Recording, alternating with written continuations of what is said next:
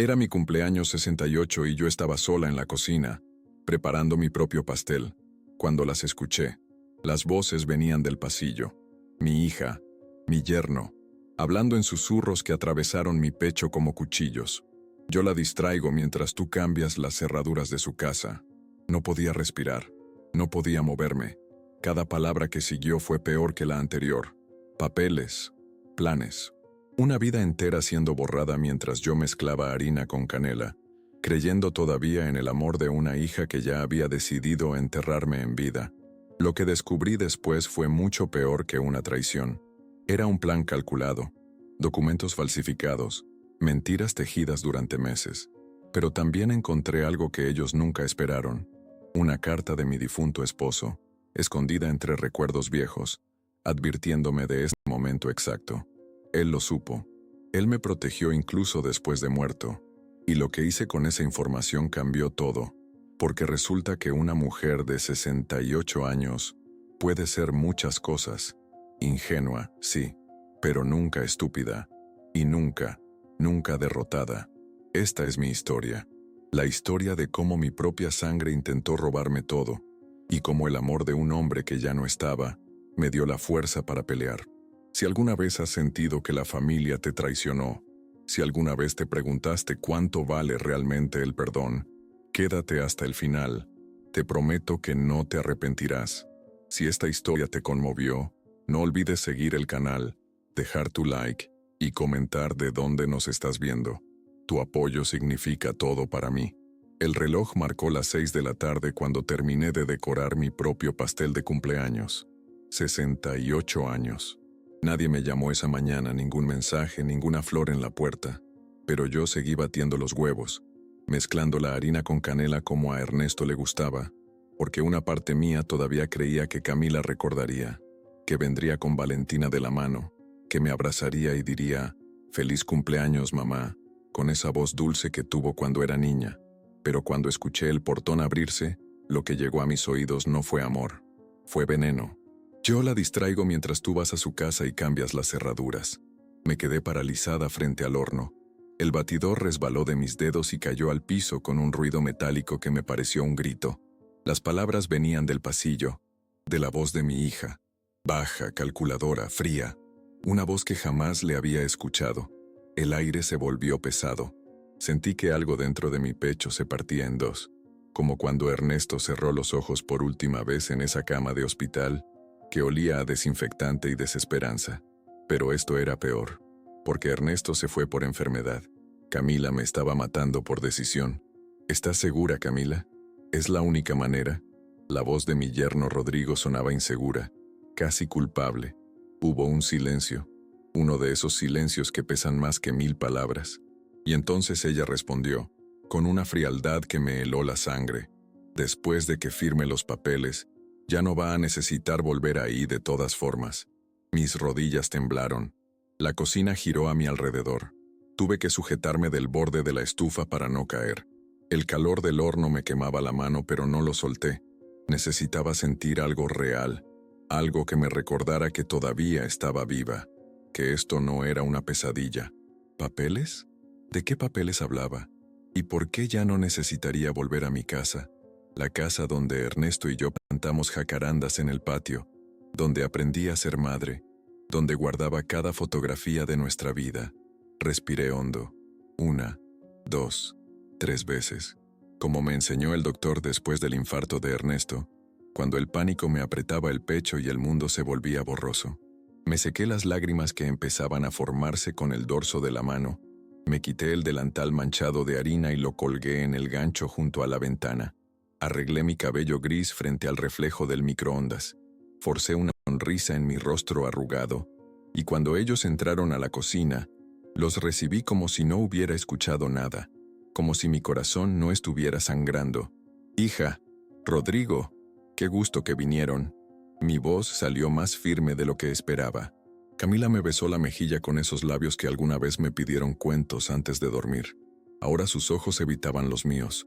Rodrigo me dio un abrazo rápido, mecánico, y noté cómo sus manos temblaban ligeramente. Nerviosismo, culpa, o quizás solo prisa por terminar con esto. Durante la cena, cada bocado me supo a ceniza. Observé cada gesto, cada mirada, la forma en que Rodrigo revisaba su celular cada 30 segundos, la manera en que Camila llenaba mi copa de vino sin que yo se lo pidiera. 1, 2, 3 veces.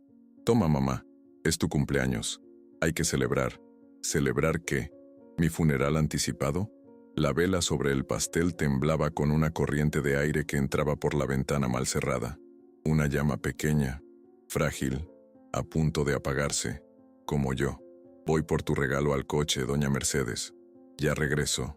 Rodrigo se levantó tan rápido que su silla raspó el piso con un chillido agudo. Vi cómo intercambió una mirada con Camila. Ella asintió casi imperceptiblemente. El sonido de sus pasos se alejó por el pasillo, luego el portón, luego nada. Silencio absoluto, roto solo por el tic-tac del reloj de pared que Ernesto me regaló en nuestro 10º aniversario. Camila sirvió más vino. ¿Quieres un poco de música, mamá? Su voz sonaba demasiado alegre, demasiado forzada, como actriz de telenovela barata. Negué con la cabeza. Me dolía todo, el cuerpo, el alma, la memoria, porque en ese momento entendí que la niña que mecía en mis brazos, que curé cuando tuvo varicela, que consolé cuando su primer novio la dejó, esa niña ya no existía. O quizás nunca existió. Quizás siempre hubo esta mujer fría frente a mí, esperando el momento perfecto para sacarme de su vida como se saca la basura los martes. Pasó media hora, 40 minutos, 50. Rodrigo no regresaba. Escuché un motor encenderse a lo lejos, pasos apresurados, voces confusas.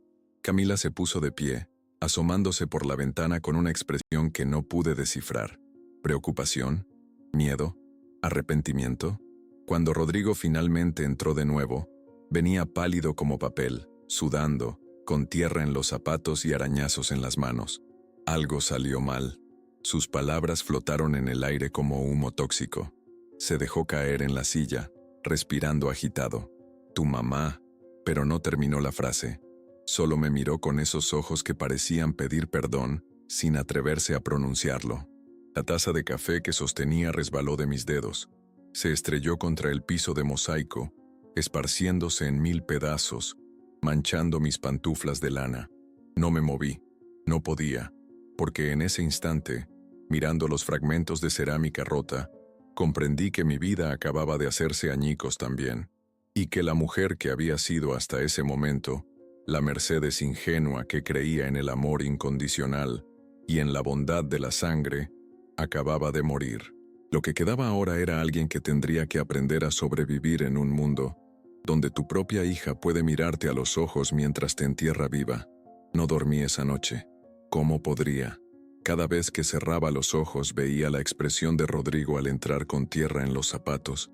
Escuchaba las palabras de Camila resonando en mi cabeza como una sentencia de muerte. Ya no va a necesitar volver ahí. Me quedé acostada en la oscuridad de mi pequeño cuarto de servicio, ese donde había dormido desde que Camila me pidió que viniera a ayudarla con Valentina, hace 2 años. Qué tonta fui, qué ciega. Pensé que me necesitaba como abuela, como madre, pero lo único que necesitaba era tenerme lejos de mi verdadera casa. A las 5 de la mañana me levanté. Mis huesos crujieron como madera vieja. El espejo del baño me mostró a una mujer demacrada, con ojeras profundas y arrugas que parecían haberse multiplicado en una sola noche. Me lavé la cara con agua helada, tratando de despertar no solo mi cuerpo sino también mi coraje, porque iba a necesitarlo. Dejé una nota en la cocina diciendo que había ido al mercado de Jamaica a comprar flores frescas para el altar de Ernesto. Una mentira piadosa, o quizás no tan piadosa.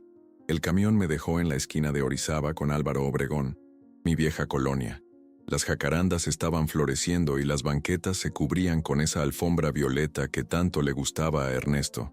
Caminé despacio, con el corazón latiendo tan fuerte que pensé que se me saldría del pecho.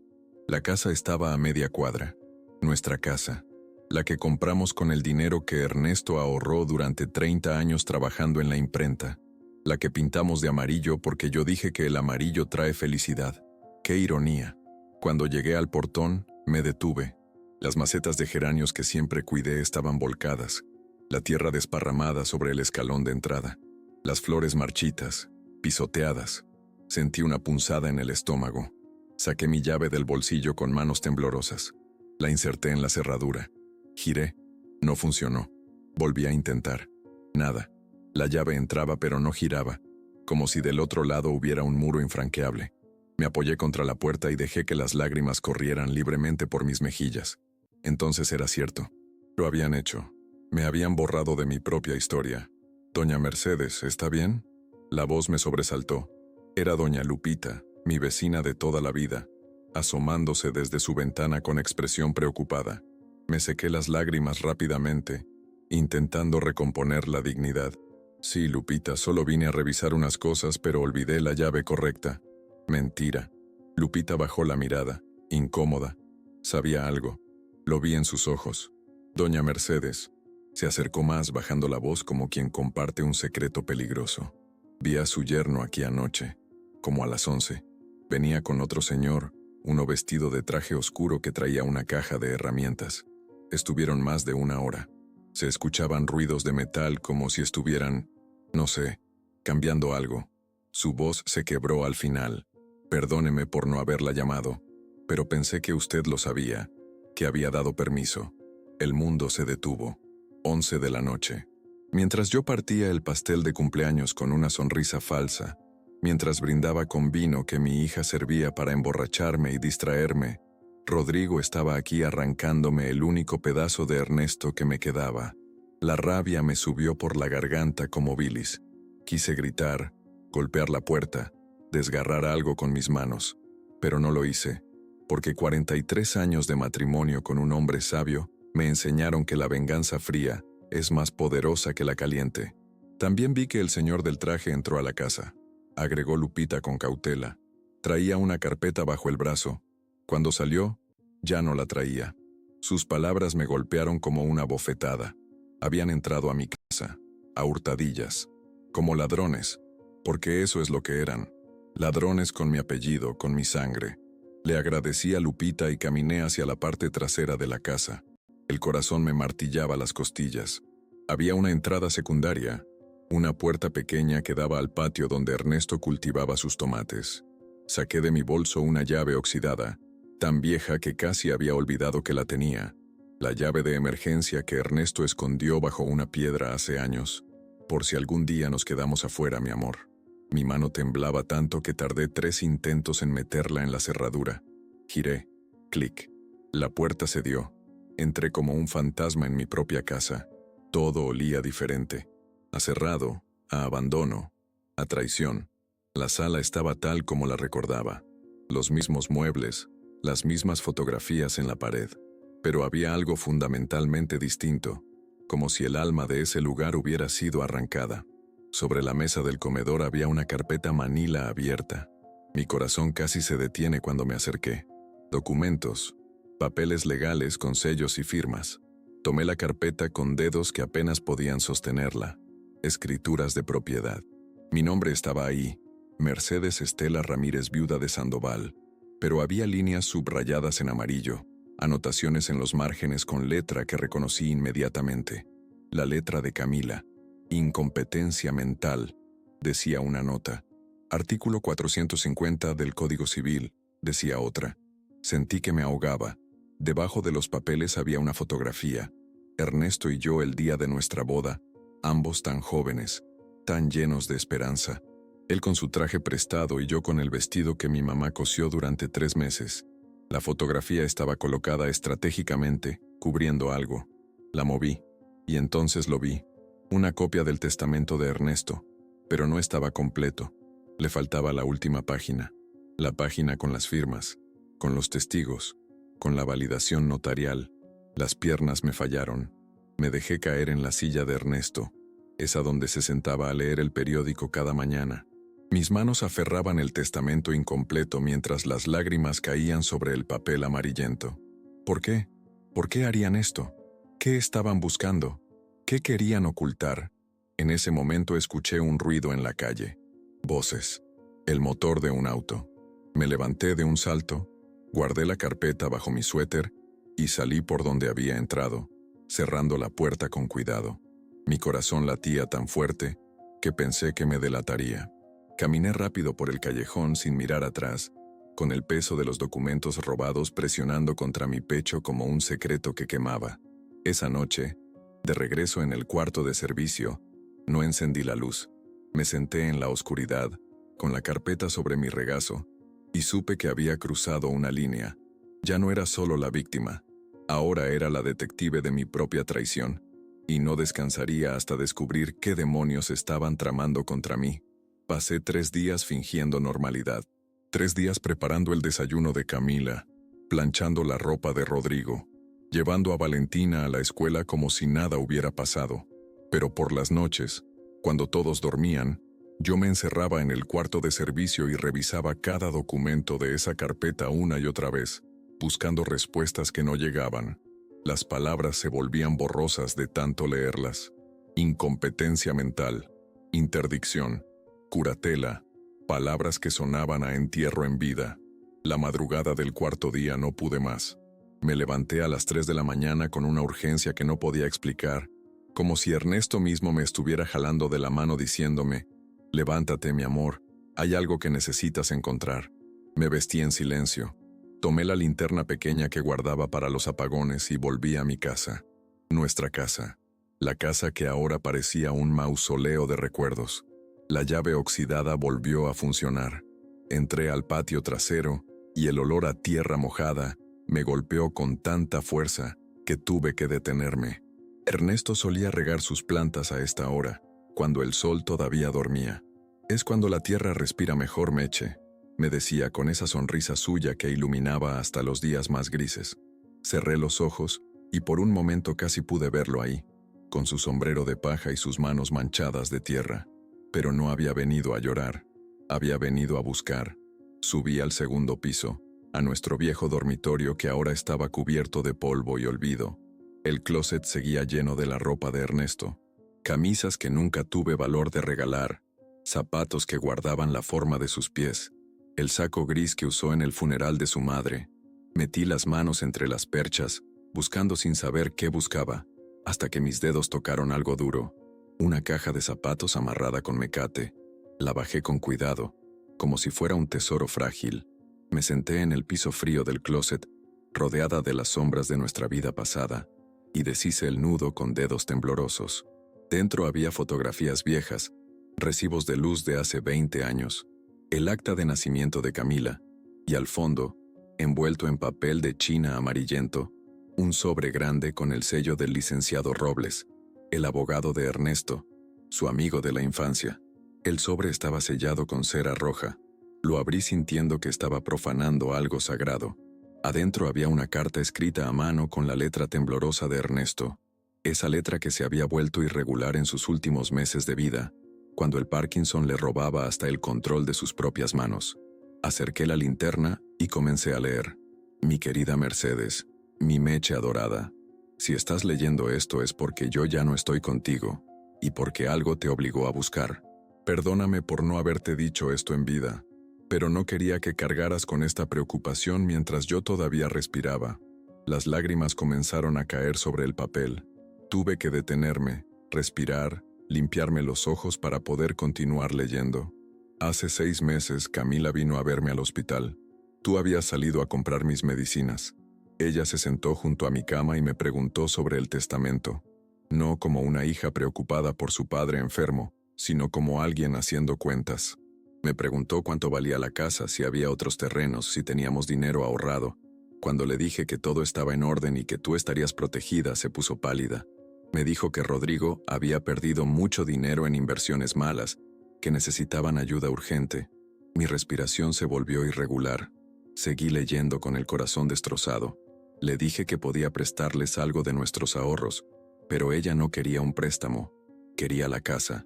Me dijo que tú eras mayor, que no necesitabas tanto espacio, que podrías vivir con ellos en un cuarto pequeño, como si estuviera hablando de reubicar un mueble viejo, no a tu propia madre. Me asusté, Mercedes. Vi en sus ojos algo que nunca había visto, codicia pura, y algo más oscuro, desesperación. Sollocé tan fuerte que tuve que taparme la boca con la mano para no despertar a todo el vecindario. Ernesto había sabido, había visto lo que yo me negaba a ver. Esa noche llamé a Robles. Le pedí que cambiara el testamento. La casa, los terrenos de Cuernavaca que heredé de mi papá, la cuenta de ahorro que tenemos en Banamex, todo queda a nombre de Valentina, nuestra nieta. Tú serás la curadora hasta que ella cumpla 25 años. Así ni Camila ni Rodrigo pueden tocar nada hasta entonces. Y si algo te pasa a ti antes de ese tiempo, todo pasa directo a Valentina bajo custodia de Robles. No podía creer lo que leía. Ernesto me había protegido incluso después de muerto. Sé que esto te va a doler, mi amor. Sé que vas a pensar que estoy siendo injusto con nuestra hija. Pero Mercedes, escúchame aunque ya no pueda hablarte. Camila está siendo influenciada por ese hombre. Rodrigo no es mala persona, solo es débil y codicioso. Y cuando la codicia se junta con la debilidad, nacen los monstruos. No confíes en ellos con la casa. No confíes en ellos con tu seguridad. Guarda esta carta. Llévala a Robles si algo sale mal. Él tiene el testamento original, el verdadero, firmado ante notario con 3 testigos. Lo que Camila tenga en sus manos, si es que tiene algo, es una copia incompleta que robó de mi escritorio cuando estuvo sola en la casa durante mi velorio. El aire se me escapó de los pulmones. Durante el velorio, mientras yo lloraba sobre el ataúd de mi esposo, mientras recibía pésames y abrazos, Camila había estado en nuestra casa robando documentos. La imagen me revolvió el estómago. Tuve que correr al baño a vomitar. Cuando volví me obligué a terminar de leer la carta. Perdóname por dejarte sola con esto. Perdóname por morirme primero. Siempre pensé que tú te irías antes porque eres más delicada, porque tu corazón es tan bueno que pensé que el mundo te lastimaría hasta quebrarte. Pero resulta que yo fui el débil. Te amo, Mercedes. Te amé desde el día que te vi vendiendo flores en el mercado de San Juan con ese vestido azul y esa sonrisa que me robó el alma. Y te amaré hasta que el universo se apague. Cuídate. Cuida a Valentina. Y si Camila viene arrepentida algún día, perdónala, pero no antes de que aprenda que el amor no se compra y que las madres no son objetos desechables. Tuyo por siempre, Ernesto. Me quedé ahí sentada en el piso del closet hasta que el sol empezó a entrar por la ventana, la carta apretada contra mi pecho, sollozando con un dolor que era parte luto y parte alivio. Ernesto me había protegido, me había visto, me había valorado, incluso cuando yo dudaba de mi propio valor. Pero ahora entendía algo terrible. Camila sabía de este testamento, y toda esta farsa de las cerraduras, de querer internarme, de declararme incompetente, no era solo por la casa, era para anular el testamento, para borrar la última voluntad de su padre, para robarle la herencia a su propia hija. La carta en mi sostén, lo más cerca de mi corazón que podía estar. Cerré la caja de zapatos y la volví a poner en su lugar. Bajé las escaleras como zombie, y cuando iba a salir por la puerta trasera, vi algo que me heló la sangre. En el buzón de la entrada, que no había revisado en días, había un sobre, sin remitente, sin estampilla, solo mi nombre escrito con letras de molde, Mercedes Sandoval.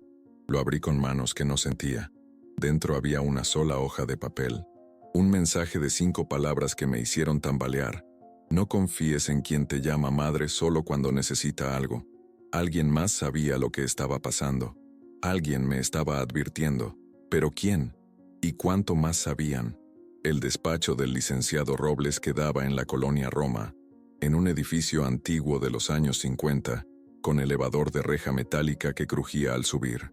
Había esperado 3 días para hacer esta visita, 3 días en los que casi perdí el valor cada mañana.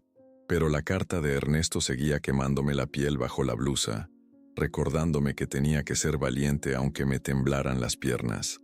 La secretaria, una mujer de pelo cano recogido en un chongo apretado, me miró por encima de sus lentes cuando dije mi nombre. Sus ojos se abrieron con algo que parecía reconocimiento. Doña Mercedes Sandoval, él la está esperando. ¿Esperando? ¿Cómo podía estar esperándome si no había llamado para avisar? La pregunta se me quedó atorada en la garganta mientras ella me guiaba por un pasillo estrecho, con olor a papel viejo y café recalentado. El licenciado Robles estaba de pie junto a la ventana cuando entré. Un hombre alto, delgado, con el cabello completamente blanco, y arrugas profundas que le surcaban la cara como mapas de todos los secretos que había guardado en su vida.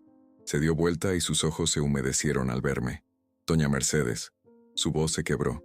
Sabía que vendría. Solo era cuestión de tiempo. Se acercó y me tomó ambas manos entre las suyas. Estaban frías, temblorosas. Lo siento tanto. Siento no haber podido evitar esto. Me derrumbé en la silla frente a su escritorio. Las lágrimas que había estado conteniendo durante días finalmente brotaron sin control. Robles me pasó una caja de pañuelos y se sentó frente a mí, esperando con esa paciencia que solo tienen quienes han visto demasiado dolor humano. Cuando finalmente pude hablar, saqué la carta de Ernesto de mi bolsa y la puse sobre el escritorio. Encontré esto. Él la miró sin tocarla, como si ya supiera exactamente qué decía. Ernesto me pidió que le diera a usted una copia de esa carta si algo le pasaba a él, pero también me hizo prometerle algo más difícil. Se levantó y caminó hacia un archivero antiguo de madera oscura. Sacó una llave que llevaba colgada al cuello y abrió el cajón inferior. De ahí extrajo un sobre manila grueso, sellado con lacre rojo. Me hizo jurar que solo le entregaría esto si usted venía a buscarlo por su propia cuenta. Dijo que si llegaba el día en que tuviera que venir, significaba que sus peores temores se habían hecho realidad. Mis manos temblaban tanto que apenas podía sostener el sobre. Lo abrí con cuidado, rompiendo el sello que parecía el último mensaje de Ernesto para mí. Dentro había un testamento.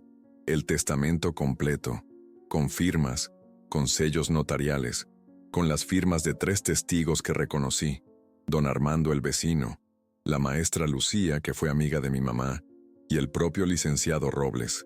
Lea la cláusula tercera, me indicó Robles con voz suave. Mis ojos recorrieron el documento hasta encontrarla.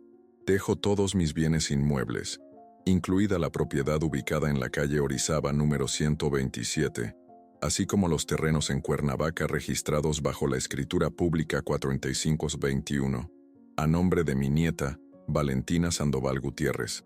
Mercedes Estela Ramírez, viuda de Sandoval, fungirá como curadora y administradora única hasta que la menor alcance los 25 años de edad. En caso de fallecimiento o incapacidad de Mercedes Ramírez, el licenciado Roberto Robles Mendoza asumirá la curatela. Ningún otro familiar podrá reclamar, vender, hipotecar o disponer de estos bienes bajo ninguna circunstancia hasta que Valentina cumpla la edad estipulada. La habitación giró a mi alrededor. Pero, ¿por qué a Valentina? ¿Por qué no a Camila? La pregunta salió como un susurro roto. Robles suspiró y se frotó la cara con ambas manos. Doña Mercedes, lo que voy a decirle le va a doler más que cualquier cosa que haya escuchado hasta ahora. Se sentó en el borde de su escritorio, como si necesitara estar más cerca para darme esta verdad brutal. Camila vino a verme un mes después del funeral de Ernesto. Traía una copia del testamento, una versión que ella misma había, digamos, modificado. Quería que yo la autenticara, que declarara que era la versión verdadera. Me ofreció dinero, mucho dinero. Cuando me negué, me amenazó con denunciarme por colusión con ustedes, para defraudarla de su herencia. Sentí como si me hubieran vaciado un balde de agua helada encima. No puede ser. Mi Camila no. Su Camila sí. Me interrumpió con suavidad pero con firmeza. Y hay más. Presentó una demanda en el juzgado familiar, pidiendo que la declaren a usted incapaz mentalmente. Argumentó que usted sufre de demencia senil, que no puede tomar decisiones por sí misma, que necesita un tutor legal. Sacó una carpeta y la deslizó hacia mí. Esta es la copia de la demanda. Leí con horror. Ahí estaba mi nombre, mi edad, y una lista de supuestos síntomas: episodios de confusión, pérdida de memoria reciente, incapacidad para manejar finanzas, comportamiento errático.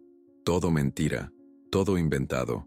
Dice aquí que presento estos síntomas desde hace 2 años, que por eso me trajeron a vivir con ellos para cuidarme. La voz se me quebró. Es todo falso. Todo. Lo sé, dijo Robles. Por eso está aquí, hablando conmigo con perfecta claridad, recordando fechas, entendiendo documentos legales complejos. Pero doña Mercedes, necesito que entienda algo crucial. Si ella logra que un juez la declare incapaz, puede anular el testamento de Ernesto. puede argumentar que usted no está en condiciones de ser curadora de Valentina y por lo tanto, como madre de la menor, ella asumiría el control de todos los bienes. El pánico me apretó el pecho como una garra. ¿Y puede lograrlo? ¿Puede un juez creerle? Robles se quitó los lentes y se pellizcó el puente de la nariz. Si presenta testigos, si la lleva a evaluaciones psiquiátricas con doctores que estén dispuestos a falsear reportes por dinero, es posible. No fácil, pero posible. Especialmente si usted no se defiende, si no presenta su propia versión. ¿Y qué hago? La pregunta salió como un grito ahogado. Licenciado, dígame qué hago porque siento que me estoy ahogando. Él volvió a sentarse frente a mí y me miró directo a los ojos. Pelea. Pelea con todo lo que tiene. Yo seré su abogado sin cobrarle un peso. Se lo debo a Ernesto. Pero necesito que haga algo por mí. Algo que va a ser muy difícil. Hizo una pausa. No puede volver a la casa de Camila. Si vuelve, si sigue viviendo ahí bajo su techo, cada cosa que haga, cada olvido normal que tenga cualquier persona de su edad, será usado como evidencia en su contra. ¿Y dónde voy a vivir?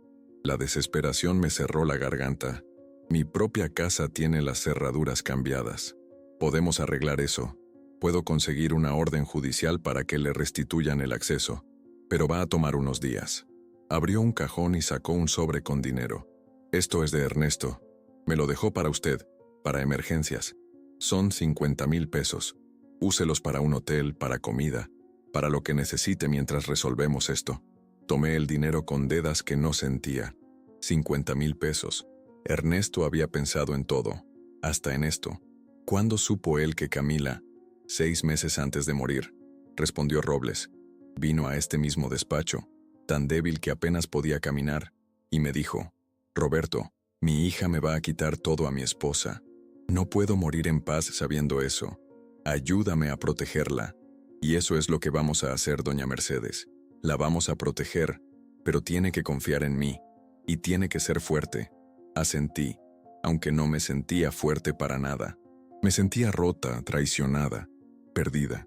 Pero cuando salí de ese despacho con el testamento original guardado en mi bolsa, con el dinero que Ernesto había dejado para mí, con la carta que probaba su amor incluso después de la muerte, algo dentro de mí comenzó a cambiar. La Mercedes débil, la que confiaba ciegamente, la que perdonaba todo, estaba muriendo, y en su lugar nacía alguien que iba a luchar, aunque le costara todo. Tardé 4 días en reunir el valor para volver. 4 días hospedada en un hotel barato de la colonia Doctores, donde las paredes eran tan delgadas que escuchaba las peleas de los vecinos y el llanto de bebés que no me dejaban dormir. Pero quizás era mejor así. El insomnio me mantenía alerta, enfocada en lo que tenía que hacer. El licenciado Robles había conseguido una orden judicial de restitución de posesión, un papel oficial con sellos y firmas que me devolvía el derecho a entrar a mi propia casa. Qué absurdo que necesitara un permiso del gobierno para pisar el suelo donde había criado a mi hija. La mañana que decidí ir, me vestí con el traje azul que Ernesto me había regalado para nuestro aniversario número 40. Me peiné con cuidado, me puse los aretes de perla que fueron de mi madre. Me pinté los labios con el color que Ernesto decía que me hacía ver como una reina. Si iba a enfrentar a mi hija, lo haría con dignidad, no como la vieja derrotada que ella esperaba encontrar, sino como la mujer que Ernesto había amado durante 43 años. Llegué a la casa a las 10 de la mañana. El sol pegaba fuerte sobre las jacarandas que ya comenzaban a perder sus flores. Toqué el timbre. 1 vez, 2 veces. Silencio. Volví a tocar. Finalmente escuché pasos. La puerta se abrió y ahí estaba Camila, en pijama todavía, con el cabello revuelto y cara de no haber dormido. Cuando me vio, su rostro se transformó. Primero sorpresa, luego miedo, finalmente rabia. Mamá, ¿cómo? No terminó la frase. Sus ojos fueron directo a la llave que yo sostenía en la mano, la vieja llave oxidada que ellos habían olvidado que existía. ¿Cómo entré la otra vez? Terminé su pregunta con una calma que no sentía. Con la llave que tu padre escondió hace 20 años. ¿Pensaste que conocías todos los secretos de esta casa, Camila? Esta casa tiene memoria más larga que tu traición. Las palabras salieron más duras de lo que pretendía, pero ya era tarde para suavizarlas. Ella palideció. No sé de qué hablas. No. Saqué de mi bolsa la orden judicial y se la puse enfrente. Esto dice que tengo derecho a entrar a mi casa. Mi casa, Camila. No la tuya. Mía. Empujé la puerta y entré. Ella intentó bloquearme, pero me hice a un lado. Mis piernas temblaban, pero no me detuve. La casa estaba diferente. Habían movido muebles, había cajas apiladas en el comedor, fotografías bajadas de las paredes. Sentí una punzada en el corazón al ver nuestra foto de bodas tirada encima de una caja, como basura esperando ser desechada. ¿Qué es todo esto? Estamos organizando. La voz de Camila sonaba débil, defensiva. ¿Organizando? Una risa amarga se me escapó. ¿O empacando para vender mi casa antes de que yo estuviera muerta? Caminé hacia la mesa del comedor. Los documentos que había visto días atrás ya no estaban. ¿Dónde están los papeles que había aquí? Los del testamento. No sé de qué papeles hablas, pero sus ojos la traicionaron. Miró hacia las escaleras por una fracción de segundo. Subí. Camila me siguió suplicando. Mamá, por favor, no hagas esto. Podemos hablar, podemos arreglar las cosas. Su voz se quebró. Por favor. Pero yo ya no escuchaba. Entré a la recámara principal, la que había sido mía y de Ernesto. Ahora olía diferente. A perfume barato y a desesperación. Abrí el closet. Entre la ropa colgada encontré una maleta. La bajé. Estaba cerrada con candado. «Ábrela. Mamá, ábrela», grité con una fuerza que no sabía que tenía. Valentina apareció en la puerta, con los ojos llenos de miedo. Mi nieta, mi pobre nieta atrapada en medio de esta pesadilla. Camila sacó una llave de su bolsillo con manos temblorosas y abrió el candado. Dentro había más documentos. Falsificaciones del testamento con la firma de Ernesto que cualquiera podía ver que era falsa. Recibos de un cerrajero. Y algo que me heló la sangre. Un reporte psiquiátrico con mi nombre, fechado hacía 2 semanas, firmado por un doctor que nunca había visto en mi vida. Decía que yo sufría de demencia avanzada, que no podía cuidar de mí misma, que representaba un peligro para mí y para otros. ¿Qué es esto? Mi voz salió como un susurro quebrado. Camila se derrumbó en el piso, sollozando. «Perdóname, mamá, perdóname. No sabía qué hacer. Rodrigo perdió el dinero, las deudas los amenazaban. Dijeron que nos quitarían todo». Las palabras salían atropelladas entre lágrimas. Solo necesitábamos vender la casa, pagar las deudas, empezar de nuevo. No era para hacerte daño.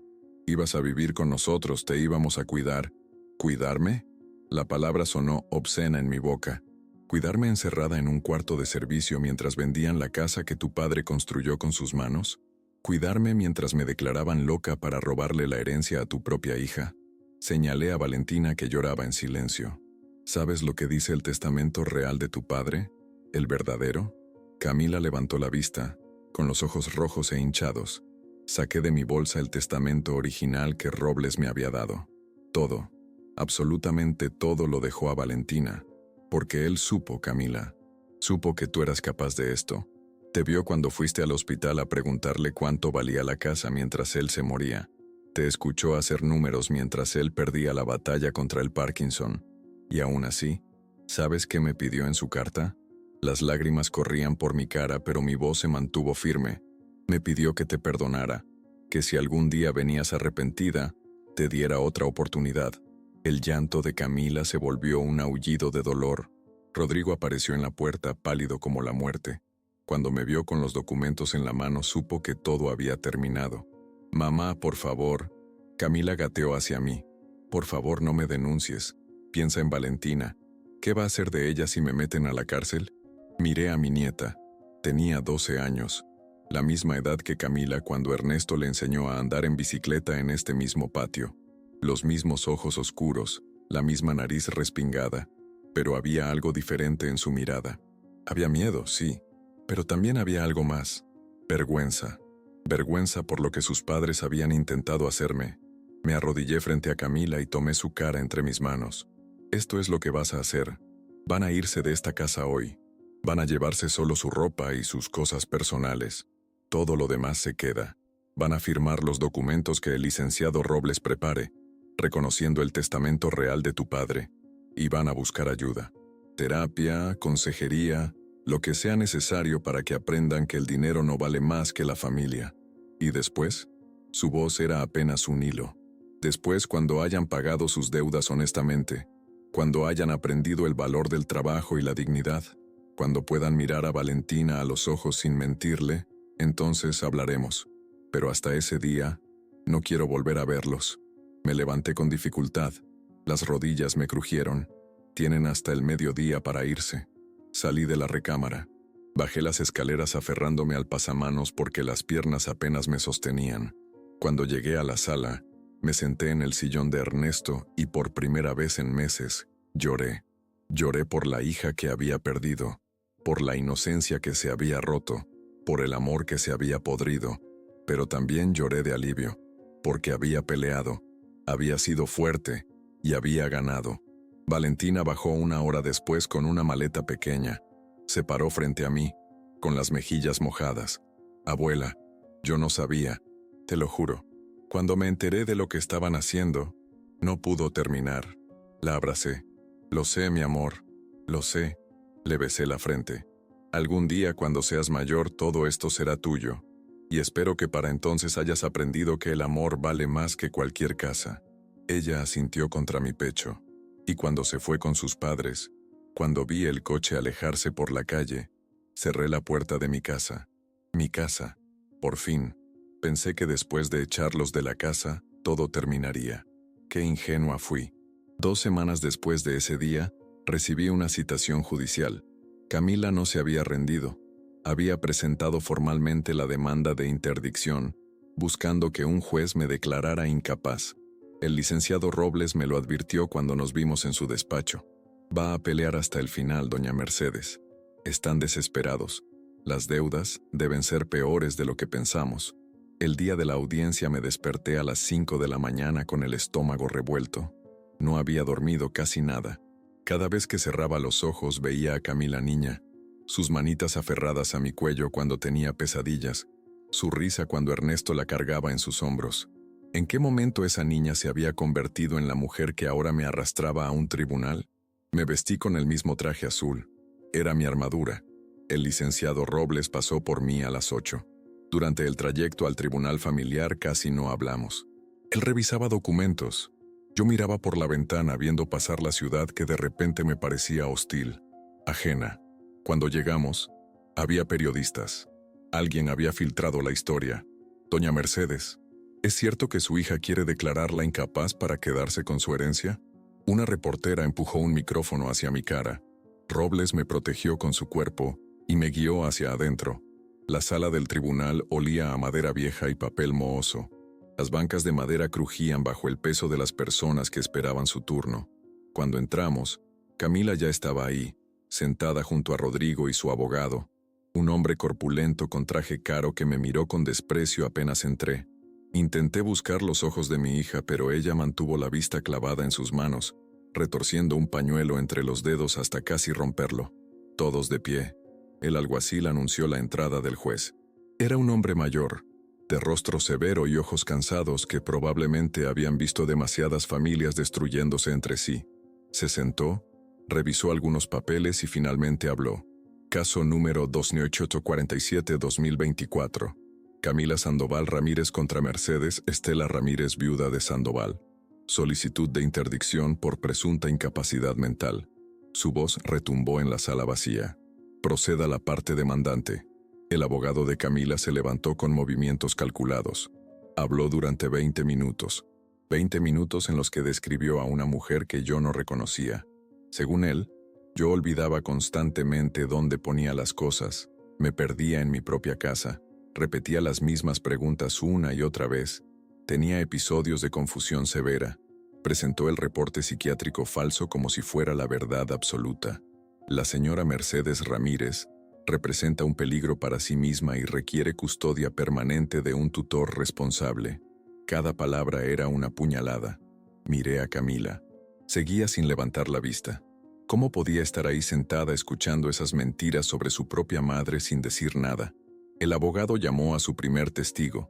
Era la vecina de al lado de la casa de Camila, una mujer a la que apenas conocía. Declaró que me había visto confundida varias veces, que una ocasión me encontró desorientada en la calle. Más mentiras. Robles tomó notas furiosamente. El segundo testigo fue peor. Era el médico que había firmado el reporte falso, el doctor Héctor Maldonado, con su bata blanca impecable y su sonrisa de serpiente. Juró que me había evaluado, que los resultados mostraban deterioro cognitivo severo, que yo necesitaba supervisión constante. Robles se puso de pie tan rápido que su silla cayó hacia atrás con un estruendo. Objeción, su señoría.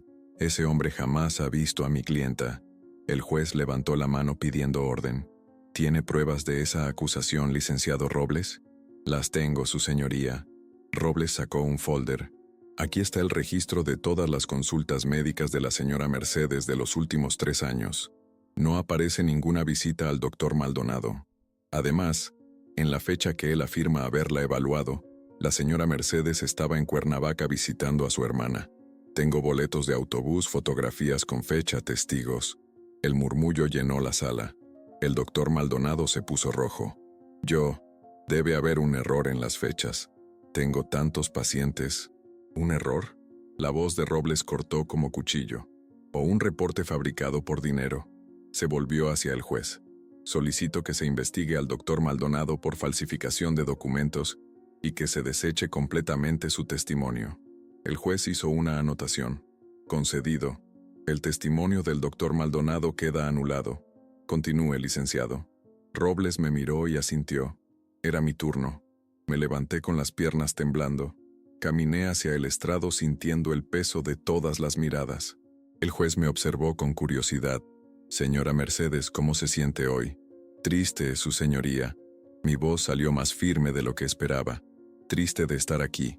Triste de que mi propia hija me haga esto. Pero no confundida. No incapaz. Solo rota. Cuénteme qué pasó. Con sus propias palabras. Y entonces lo solté todo. Le conté del cumpleaños, de la conversación que escuché, de las cerraduras cambiadas, de la carta de Ernesto, del testamento verdadero. Le hablé con fechas exactas, nombres completos, detalles precisos. Saqué de mi bolsa la carta original de Ernesto y se la entregué. El juez la leyó en silencio. Cuando terminó, sus ojos estaban húmedos. ¿Su hija sabe del testamento real?, preguntó. Sí, su señoría. Por eso estamos aquí. Porque si logra que me declaren incapaz, puede anular la voluntad de mi esposo y quedarse con todo. El juez se volvió hacia Camila. Señorita Sandoval, levántese por favor. Ella obedeció con movimientos de robot. ¿Sabía usted de la existencia del testamento que dejó todo a su hija Valentina? Camila abrió la boca pero no salió sonido. Su abogado intentó intervenir pero el juez lo silenció con una mirada. Responda la pregunta. Sí, sabía. Las palabras salieron como un susurro. ¿Y esta demanda de interdicción tiene algo que ver con su deseo de anular ese testamento? El silencio fue ensordecedor. Vi cómo la máscara de Camila se resquebrajaba. Las lágrimas comenzaron a rodar por sus mejillas. Debemos mucho dinero, su señoría. Muchísimo. Personas peligrosas. Dijeron que si no pagábamos. Su voz se quebró. Pensé que si la casa se vendía, mi mamá podría vivir con nosotros, estaría cuidada, y nosotros podríamos salvar a nuestra familia de las consecuencias de sus malas decisiones. El juez no levantó la voz, pero cada palabra golpeó como martillo. Señorita Sandoval, entienda algo. Su madre no es una propiedad que pueda liquidar para pagar sus deudas. Es un ser humano, con derechos, con dignidad. Y después de escucharla hablar hoy, puedo decirle que tiene más claridad mental que muchas personas de la mitad de su edad. Se volvió hacia Robles. La demanda de interdicción queda desechada. No solo eso. Instruyo a la Fiscalía que investigue posible fraude y falsificación de documentos. El testamento del señor Ernesto Sandoval queda validado en su totalidad. Golpeó el martillo. Caso cerrado. Afuera del tribunal los periodistas nos esperaban. Ya había corrido la noticia. Mujer de 68 años vence batalla judicial contra hija que intentó declararla incapaz para robar herencia. Los titulares serían escándalo al día siguiente. Robles me protegió de las cámaras, pero alcancé a ver a Camila saliendo por otra puerta, escondiendo el rostro, mientras Rodrigo la guiaba hacia un coche viejo y abollado. No sentí victoria, solo un vacío profundo en el pecho. Había ganado la casa, había defendido la voluntad de Ernesto, había protegido la herencia de Valentina, pero había perdido a mi hija, y ningún juez del mundo podía devolverme eso. Esa noche, sola en mi casa que por fin era mía otra vez, me senté en el sillón de Ernesto y lloré hasta quedarme dormida. En mis sueños, él me acariciaba el cabello y me decía que había hecho lo correcto, que a veces amar significa decir no, que a veces proteger significa soltar.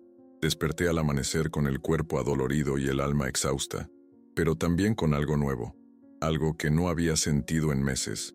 Paz, una paz frágil, quebradiza, pero paz al fin. Los meses siguientes fueron extraños. La casa estaba llena de silencio, un silencio que a veces me consolaba y a veces me ahogaba. Limpié cada rincón, quité el polvo de las fotografías, reorganicé los muebles que Camila había movido.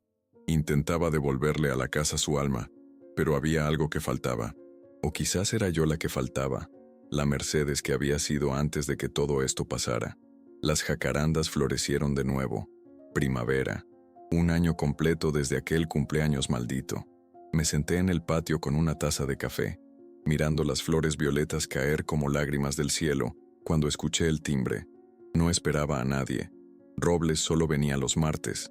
Las vecinas habían aprendido a no molestarme demasiado. Caminé despacio hacia la puerta, con el corazón latiendo más rápido de lo normal. Cuando abrí, casi se me cae la taza. Era Valentina. Estaba más alta, más delgada.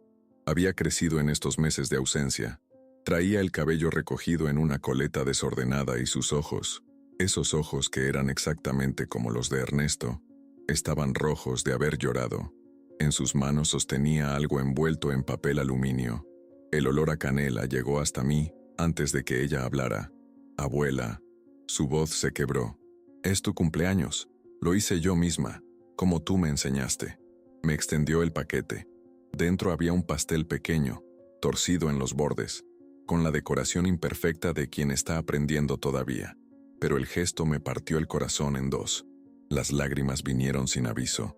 Tomé a mi nieta entre mis brazos y la abracé como si quisiera fundirla conmigo, como si pudiera protegerla de todo el dolor del mundo con solo apretarla fuerte. Ella sollozaba contra mi hombro. Lo siento, abuela. Lo siento tanto. No sabía que ellos... No pudo terminar. Shh, mi amor. Tú no tienes que pedir perdón por nada. La llevé adentro. Le serví un vaso de agua. Le sequé las lágrimas con la orilla de mi delantal. Nos sentamos en el comedor. Ese mismo comedor donde todo había empezado, y por primera vez en meses sentí que la casa volvía a respirar. Mamá quiere verte, dijo Valentina después de un largo silencio. Ha estado llorando todas las noches. Papá consiguió trabajo en una fábrica. Vendieron el coche, vendieron casi todo. Están pagando las deudas poco a poco. Hizo una pausa jugando nerviosamente con sus dedos. Dice que tiene miedo de buscarte, que no sabe si la podrás perdonar. El peso de esas palabras se instaló en mi pecho como una roca. Durante meses me había preguntado qué sentiría si Camila volvía. Había imaginado escenarios. Ella tocando la puerta, ella suplicando perdón, yo cerrándole la puerta en la cara con satisfacción vengativa. Pero ahora que el momento casi llegaba, no sentía satisfacción, solo cansancio. Un cansancio profundo que llegaba hasta los huesos. ¿Y tú, mi niña? Le tomé las manos. ¿Cómo estás tú? Valentina miró hacia abajo, asustada, confundida, enojada. Las lágrimas volvieron. Los escuché peleando anoche. Papá le gritaba a mamá que por su culpa lo habían perdido todo. Mamá lloraba diciendo que solo quería salvarnos. Y yo no sé. Su voz se quebró completamente. No sé si puedo perdonarlos por lo que te hicieron, por lo que casi hacen. La abracé de nuevo, dejando que llorara todo lo que necesitaba. Y mientras la consolaba, me di cuenta de algo terrible. No solo Camila había perdido en esto. Valentina había perdido su inocencia, su confianza en sus padres, su seguridad. Y yo había perdido no solo a una hija, sino casi pierdo también a una nieta. Escúchame bien, Valentina. Le levanté el rostro para que me mirara a los ojos. Tus padres cometieron errores terribles, errores que me lastimaron profundamente, pero también sé algo que tú todavía no entiendes. El miedo hace que las personas buenas tomen decisiones malas. Tu mamá tuvo miedo. Tanto miedo de perderte a ti, de que les pasara algo, que olvidó quién era. Olvidó lo que su padre le enseñó sobre la honestidad y la dignidad. ¿Entonces la perdonas?, preguntó mi nieta con los ojos muy abiertos. Suspiré. La verdad era complicada. El perdón no es algo que pasa de un día para otro, mi amor. Es un proceso. Como cuando te caes de la bicicleta y te raspas la rodilla. La herida sana, pero la cicatriz se queda. Yo estoy sanando, pero la cicatriz va a estar ahí siempre. Valentina asintió, procesando mis palabras. Comimos el pastel juntas. Sabía exactamente como los pasteles que yo hacía, con ese toque extra de canela que Ernesto amaba. Mi nieta había prestado atención todos esos años que cocinamos juntas. Había guardado mis enseñanzas. Eso me dio esperanza. Cuando ella se fue, ya oscureciendo, me quedé sola en la casa otra vez. Pero esta vez el silencio era diferente, menos pesado. Me senté en el escritorio de Ernesto, ese donde él solía escribir cartas a mano porque decía que las palabras escritas en computadora no tenían alma. Saqué papel y pluma, y comencé a escribir. Camila, hija mía, no sé si algún día te daré esta carta, no sé si estoy lista para verte, pero necesito escribir esto, aunque sea solo para mí. Necesito sacarlo de mi pecho donde se ha estado pudriendo durante meses. Las palabras fluyeron. Le conté sobre el dolor que sentí cuando escuché su plan, sobre la traición que me atravesó como cuchillo, sobre las noches sin dormir preguntándome dónde había fallado como madre, pero también le escribí sobre los recuerdos buenos, sobre el día que nació, cuando Ernesto lloró de felicidad sosteniendo su cuerpecito diminuto, sobre su primer día de escuela, cuando se aferró a mi falda sin querer soltarme, sobre todas las veces que la consolé, la cuidé, la amé con cada fibra de mi ser. No sé si puedo perdonarte todavía, pero sí sé esto. No quiero que el rencor me consuma. No quiero convertirme en una vieja amargada que murió sin reconciliarse con su única hija. Tu padre me pidió que te perdonara, y aunque todavía no puedo, estoy intentando. Por él, por Valentina, y quizás, algún día, por mí. Terminé la carta al amanecer. Las lágrimas habían manchado algunas palabras, pero no las reescribí. Esas lágrimas eran parte del mensaje. Guardé la carta en un sobre. Escribí su nombre en el frente y la coloqué junto al retrato de Ernesto en la sala. Esa misma mañana hice algo más. Fui al banco con Robles. Abrí una cuenta de ahorro nueva a nombre de Valentina y deposité la mitad del dinero que Ernesto me había dejado. Para su educación, le dije a Robles. Para su futuro. No importa lo que pase con Camila, Valentina merece tener oportunidades. También le pedí a Robles que redactara un nuevo testamento, uno donde especificaba que, si yo moría antes de que Valentina cumpliera 25, todo quedaba para ella, pero agregué una cláusula nueva. Si en el momento de mi muerte, Camila Sandoval Ramírez ha demostrado arrepentimiento genuino y ha reconstruido su relación conmigo, tendrá derecho a vivir en esta casa hasta su muerte, siempre y cuando Valentina esté de acuerdo. No era perdón completo, todavía no, pero era un puente, una posibilidad, una puerta entreabierta para que el amor pudiera regresar, si es que algún día encontraba el camino. Cuando volví a casa esa tarde, me senté en el patio bajo las jacarandas. El viento mecía las flores y algunas caían sobre mi cabello gris. Cerré los ojos y por primera vez en meses, sentí algo parecido a la paz. No era felicidad, aún dolía demasiado para eso, pero era esperanza. Frágil, temblorosa, pero esperanza al fin. Y en algún lugar estaba segura, Ernesto sonreía. 6 meses después de la visita de Valentina, el teléfono sonó a las 7 de la mañana. Era un número desconocido. Dudé antes de contestar. Desde el juicio, periodistas y curiosos habían intentado contactarme varias veces, pero algo en mi pecho me dijo que debía responder. Mamá, la voz de Camila sonaba diferente, más pequeña, más quebrada, como cuando era niña y se despertaba de una pesadilla. Mamá, ¿podemos hablar, por favor? Solo 5 minutos. Si después de eso quieres que me vaya y nunca vuelva, lo haré. Pero necesito que me escuches. El corazón me latió tan fuerte que pensé que se saldría de mi pecho. Durante meses había ensayado este momento en mi mente. Todas las cosas que le diría, todas las recriminaciones que había guardado, pero ahora que estaba pasando, las palabras se me atoraban en la garganta. ¿Dónde estás? Afuera de tu casa. He estado aquí desde las 6 intentando reunir el valor para tocar. Su voz se quebró. Si no quieres verme lo entenderé. Me iré y no volveré a molestarte. Solo dime que no me odias. Eso es todo lo que necesito saber. Colgué sin responder. Me temblaban las manos. Caminé hacia la ventana de la sala y aparté ligeramente la cortina. Ahí estaba Camila, sentada en el escalón del portón, con la cabeza entre las manos. Llevaba ropa simple, gastada. Ya no era la mujer arreglada que yo recordaba. Se veía agotada, derrotada, pero había algo más. Algo en la forma en que sus hombros se encorvaban que me recordó a la niña de 8 años que vino llorando a casa después de que unas compañeras se burlaran de ella. Respiré hondo 3 veces, como me enseñó el doctor. Abrí la puerta. Camila levantó la vista y sus ojos, hinchados de tanto llorar, se encontraron con los míos. Se puso de pie tan rápido que casi se tropieza. Mamá, yo... Pero no pudo continuar. Las lágrimas la vencieron. Se quedó ahí parada a 3 metros de distancia, llorando como una niña perdida. Entra. Mi voz salió más fría de lo que pretendía, pero dejé la puerta abierta. Ella entró despacio, como si pisara terreno sagrado que no merecía profanar. Se quedó en la entrada, sin atreverse a avanzar más. Yo caminé hacia la cocina y puse agua a hervir. Si íbamos a hablar, necesitaba tener las manos ocupadas en algo. Siéntate, le dije sin mirarla. Escuché el crujido de la silla del comedor, la misma donde se había sentado hace un año con su plan diabólico. Preparé 2 tazas de té de manzanilla. Le pasé una. Nuestros dedos se rozaron por un segundo cuando tomó la taza y ambas nos estremecimos. El silencio se extendió, pesado, doloroso. Finalmente Camila habló. Vendimos todo. El departamento, los muebles, la televisión, todo. Su voz era apenas un susurro. Rodrigo trabaja 2 turnos en la fábrica. Yo limpio casas.